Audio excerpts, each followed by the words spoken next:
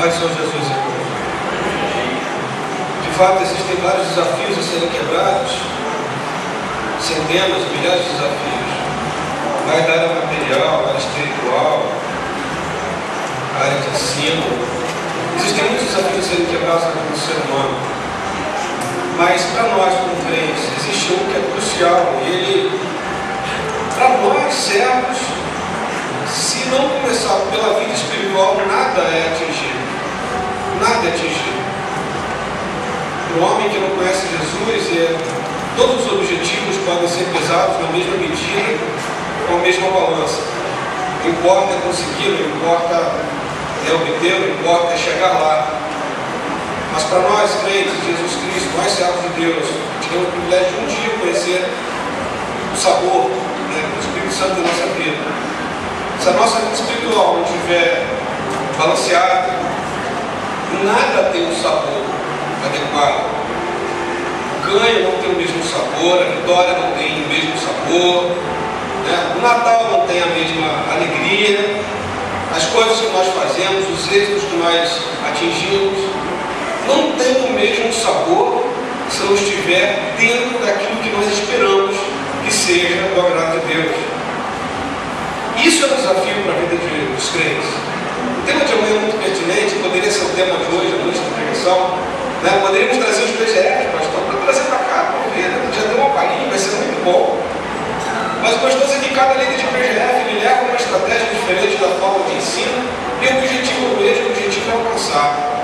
Colocar essas coisas por terra para começar a partir de hoje.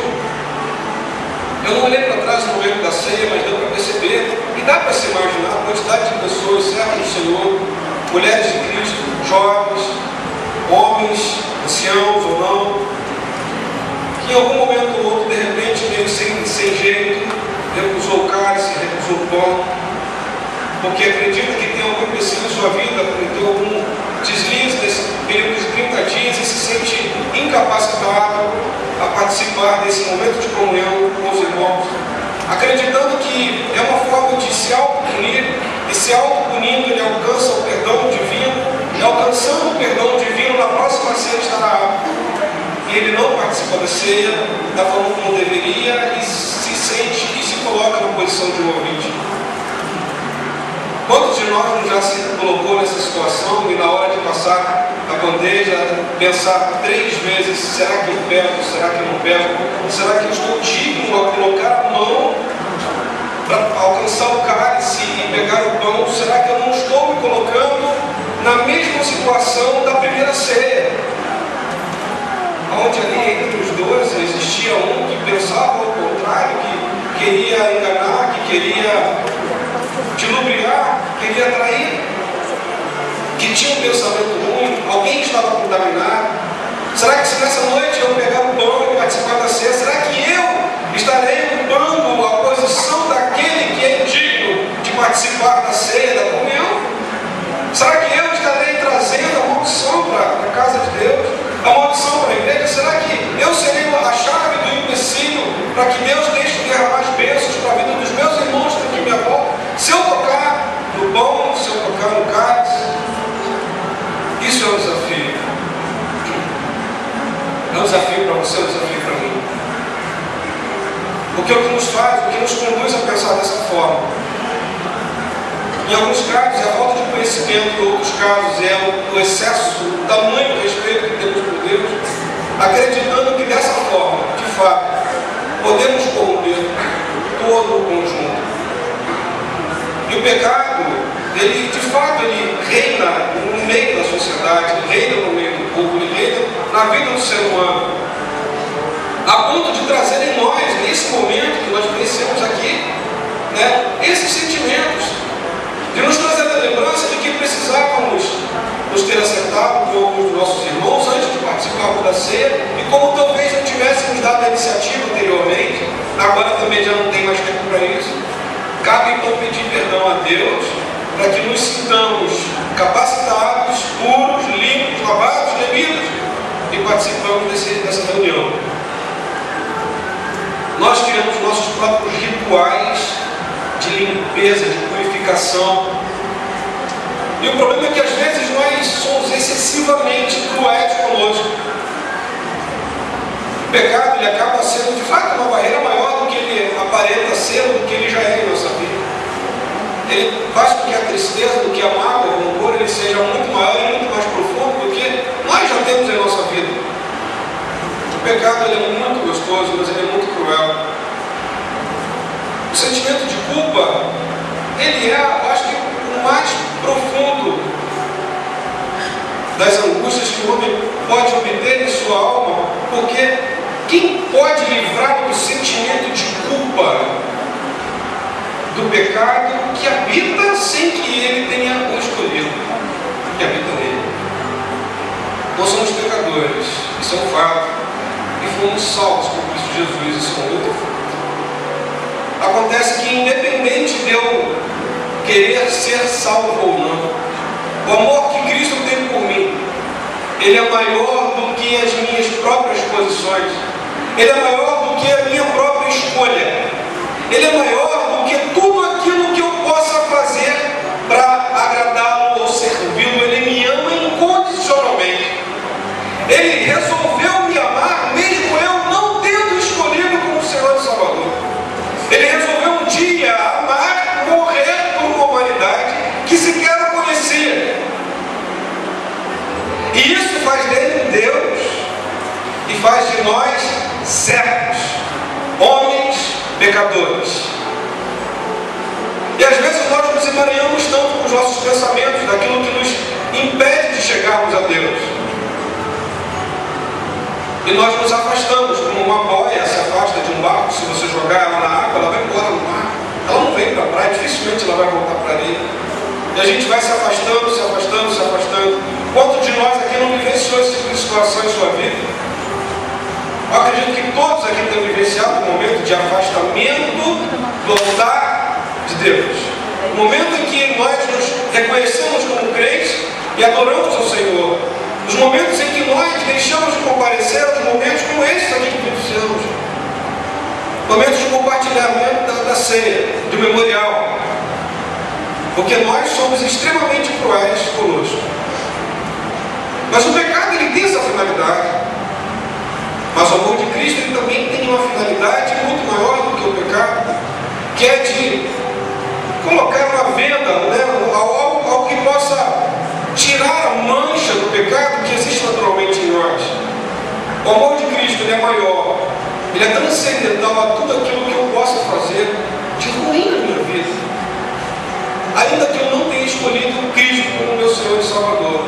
O amor dele jamais deixaria de ser direcionado para a minha vida. Ainda que eu não viesse a escolher, ainda que você não tome essa atitude essa noite, saiba que Deus, ele não vai deixar de te amar, ele não vai deixar de olhar para você com os mesmos olhos que ele olha para mim, ele não vai deixar de direcionar para você as bênçãos que ele tem guardado para você, porque você também não o escolheu como Senhor e Salvador da sua vida, porque o ser humano, ele é incapaz de viver sem os respingos das bênçãos de Deus na vida do homem, ele não tem a capacidade de sobreviver no mundo sem o amparo divino. O homem não tem a capacidade de sobreviver no mundo sem as bênçãos de Deus. Ele não tem a capacidade de se autoproteger. Lá em Atos, capítulo 11, versículo 15, conta a história de Pedro, apenas um trecho da história de Pedro, judeu, extremamente cuidadoso com as palavras, regrado. Atos capítulo 11, versículo 15. Depois os irmãos leiam do primeiro até o 15 para compreender o trecho que antecede o versículo. Diz assim: quando, porém, comecei a falar, caiu o Espírito Santo sobre eles, como também sobre nós no princípio. Então lembrei da palavra do Senhor, como disse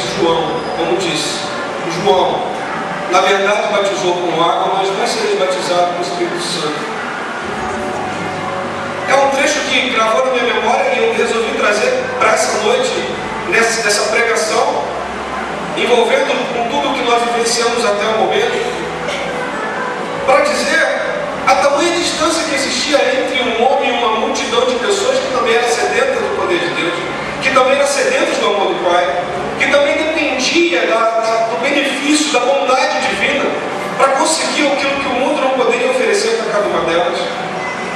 ao benefício do amor, ao benefício da paz, tudo aquilo que nós necessitamos para o nosso dia a dia, para nos tornarmos seres humanos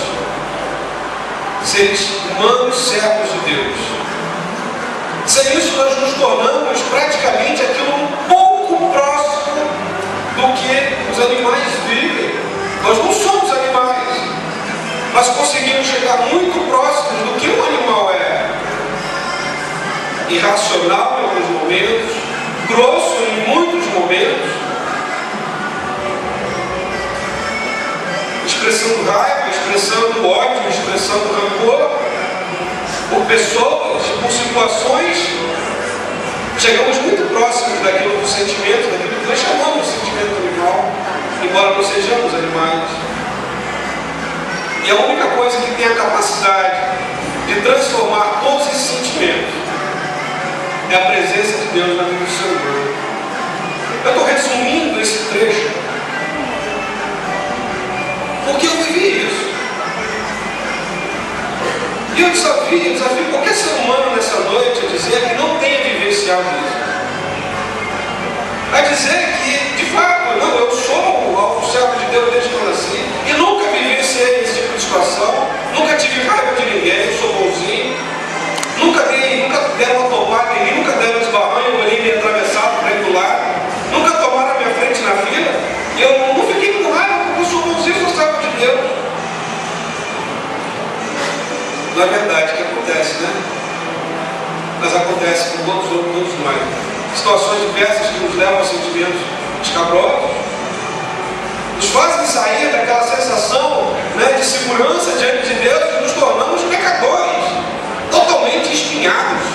Não, agora o velho homem, agora me segura, que é o velho homem que voltou de novo, e agora o Senhor segura porque não é assim. A gente faz isso. Somos humanos e fazemos isso. E a gente acaba acreditando que em várias situações da nossa vida, em vários momentos em que nós às vezes nos revelamos, porque o ser humano se revela por isso, né? Quer saber quem você é? É só você dar margem para si próprio. Extravasa. Eu estava comentando no PGF que tivemos agora semana passada sobre o time de futebol. Você vai para uma arena, né? Vai para um estádio para assistir um jogo. É muito gostoso. Mas sabe por que a maioria das pessoas vão para o estádio de futebol? Além também de celebrar o time que está sendo festejado naquele momento, torcido, é que ali você pode extravasar, você pode gritar, você pode xingar o mano juiz, pode xingar todo mundo, ninguém está nem aí o que você está fazendo, porque todos fazem a mesma coisa. Na verdade, todos ali fazem a mesma coisa, o camarada está do teu lado, não está nem aí para o que você está dizendo. Você pode até orar em voz alta, ele não vai nem estar entendendo o que você está fazendo. Porque todo mundo ali está vivendo aquele momento de euforia, todo mundo quer extravasar. E cada um extravasa da melhor forma. Tem uns que botam o rádio no ouvido, outro se pinta de verde e amarelo, outro grita, outro xinga, outro pipoca e pula e ainda dá cambalhota, outro agressivamente bate com os policiais, derruba a grade de contenção. Nós também extravasamos de diversas formas diante da presença de Deus aqui no mundo. Eu quero trazer para cá meus irmãos essa noite é que nada tem a capacidade de nos afastar do amor de Deus. Quando Pedro, aqui em Atos, capítulo 11, versículo 15, declara: quando porém comecei a falar com o Espírito Santo sobre aquelas pessoas que estavam me ouvindo, eram pessoas que eram por ele discriminadas, eram pessoas que eram por ele tidas como aquelas que eram incapacitadas, indignas de receber a Espírito de Deus. Porque ele acreditava que ele era um santarrão, ele acreditava que era o melhor entre os crentes. Porque somente os judeus poderiam ter acesso ao Pai. Somente os judeus poderiam render graças ao Pai, render culto ao Pai. Os gentios não poderiam se chegar a Deus. E Deus ele toca o coração de Pedro através de uma visão que é contada no versículo 1 até o versículo 14. E no versículo 15, Pedro então ele se comove, ele se condói, ele começa a falar. Ele começa a ver que Deus ele começa a derramar as maravilhas que ele tem guardado para si sobre as vidas daquelas pessoas das quais ele discriminava, os chamados gentios. chamados gentios. E o Espírito Santo começou a mover sobre a vida daquelas pessoas a ponto de ser derramado, a ponto de selar corações quebrantados, selar vidas arrependidas que queriam também se chegar ao trono, mas que respeitavam as posições dos judeus, respeitavam a posição de Pedro. Mas era necessário que Pedro falasse, era necessário que algumas pessoas ouvissem, era necessário que então, através das palavras de Pedro, o Espírito Santo encontrasse acolhida no coração daquelas pessoas que ainda não tinham tido contato, o privilégio de estar com Deus. O amor de Deus, ele é maior do que todos os nossos pecados juntos. O amor de Deus, ele tem a capacidade de encobrir todos os nossos pecados e ainda assim nos tornar dignos de o aceitá-lo como suficiente Salvador.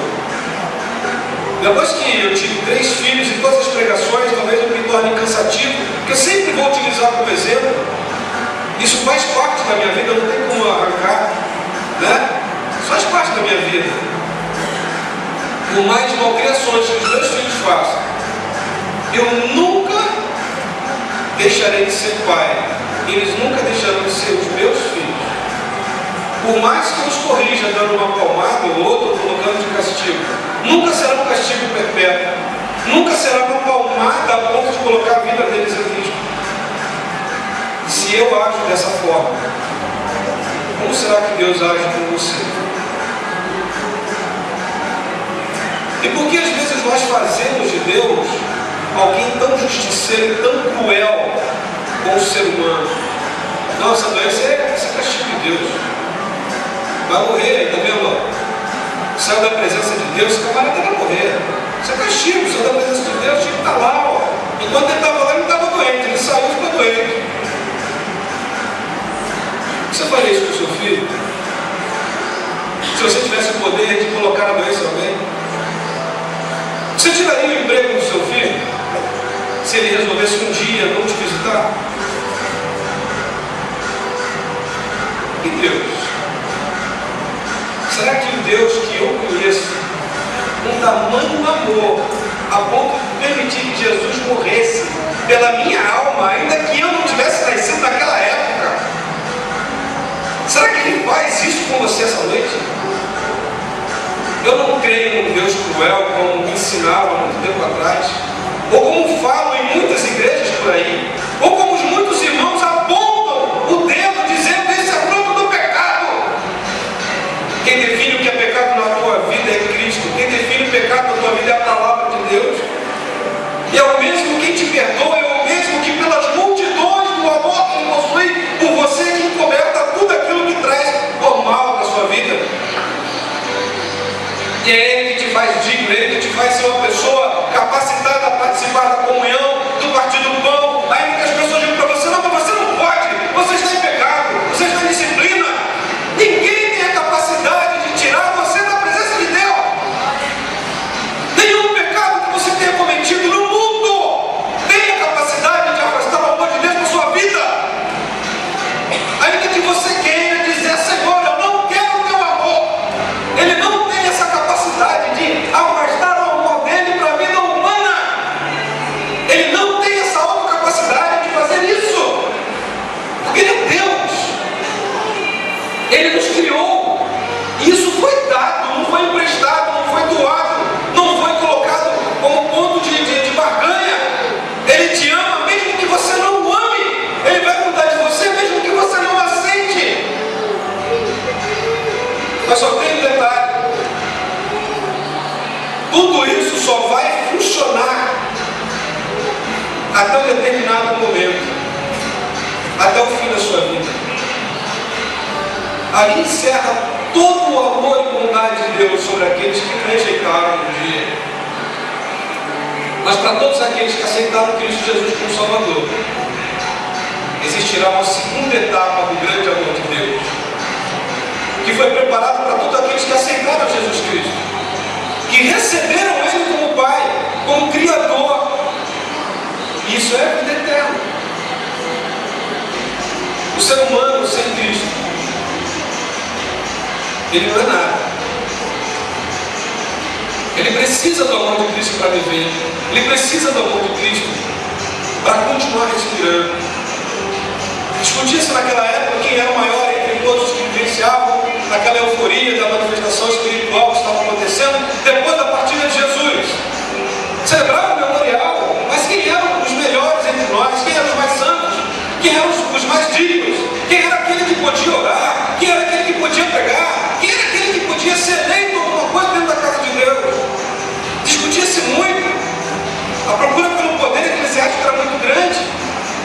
Quem tinha o microfone tinha o poder, não é? Quem tinha a oportunidade da palavra tinha o poder também. Dominava massas, conseguia botar opiniões. Entrava aqui, na cabeça de muitos homens e mulheres naquele período.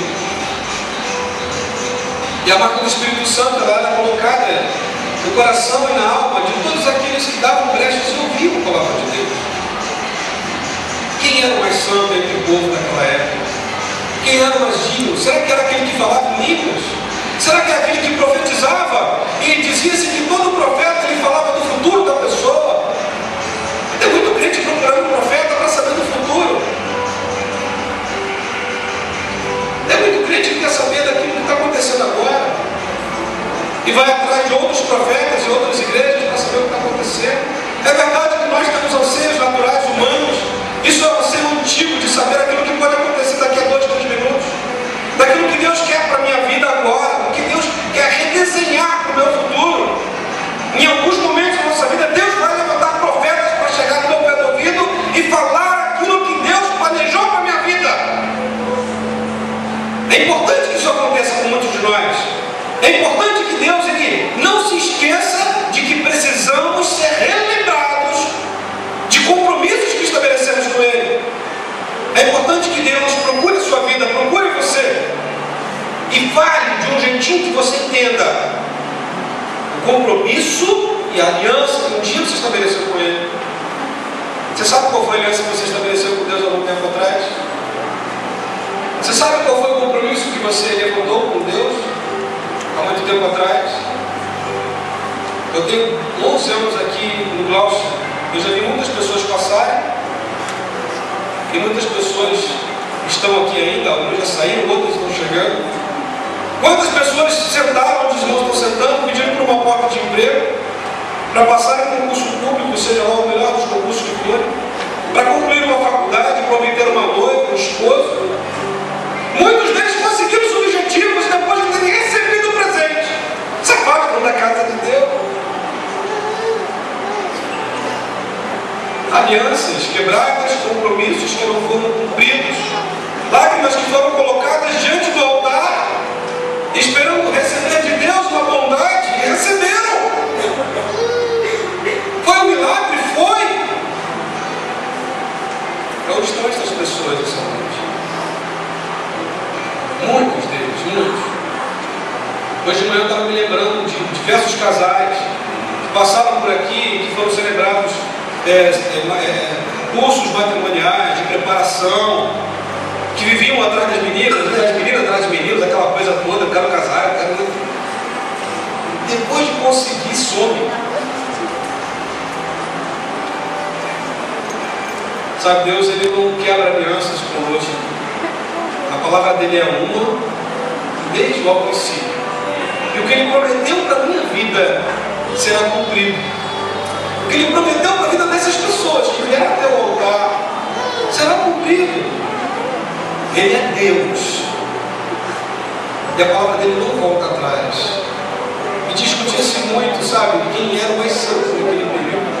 Será que ele que falava em línguas? Será que era o profeta? Será que ele que curava? Qual era o que tinha maior poder entre todos os irmãos? Lá em 1 Coríntios capítulo 13, versículo 3 diz que entre todos os dons o maior era o amor. Aquele que tinha o amor não precisava fazer barulho, não precisava falar em línguas, não precisava ter o dom da cura, não precisava ter o dom de profecia. Mas se ele amasse, tudo isso seria substituído. Sabe por quê? Porque é um sentimento que está entrando em escassez no ser humano. Não temos tempo para desenvolver o sentimento chamado amor. Não temos tempo para ouvir uns aos outros, não tenho tempo para ouvir as minhas próprias ideias. Eu preciso ser definitivo no dia a dia. Eu preciso ser rápido, porque tempo é dinheiro. De repente, 1 hora parado, dando luz a tudo aquilo que eu conheço, e que com uma música, a uma palavra, ou ouvir um irmão, ou ligar para o irmão, vai ser o suficiente para eu perder o negócio. Hoje eu tenho consciência disso na minha vida, e tenho consciência que os irmãos que vivem no negócio também é assim no dia a dia. Às vezes nós não almoçamos, porque 1 hora do nosso almoço é preciosidade no nosso resultado financeiro do dia. Um momento de um cafezinho de 30 minutos pode interferir no fechamento de um contrato no final do dia. Eu preciso de tempo, eu preciso ser rápido. Tem muitas coisas que estão sendo deixadas de lado no nosso dia a dia. A morte de Cristo ela não foi em vão. Eu acho que foi o assunto mais sério, relevado em toda a história religiosa da existência até o momento. Porque a morte dele deu iniciativa a uma busca incessante pela vida humana. E essa busca incansável pela vida humana desencadeou o ressuscitar de Cristo Jesus. E quando Cristo ressuscitou, Ele ressuscitou para todos aqueles que, mesmo decidindo não amar, ainda assim eles andariam. Eu desejo a cada um dos irmãos essa noite que aproveitem a oportunidade de aceitar Jesus como Salvador.